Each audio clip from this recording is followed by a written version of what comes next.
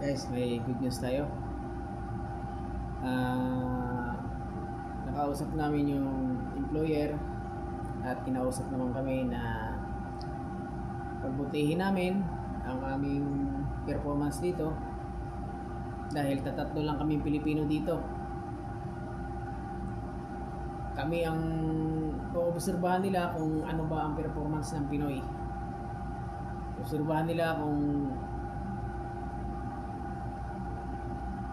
ano ang kayang gawin ng Pinoy kaysa sa ibang mga mga ibang nationality na nandito ngayon.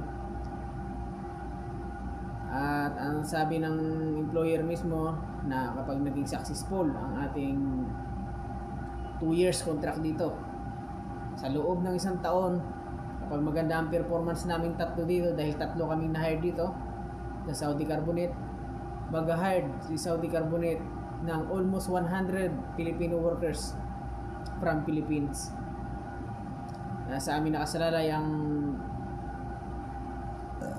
situation para mag-hire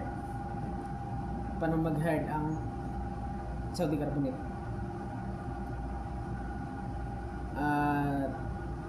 Maraming salamat din sa RRGM, dahil sa RRGM ay napunta kami dito upang masubukan ang skill ng Pinoy.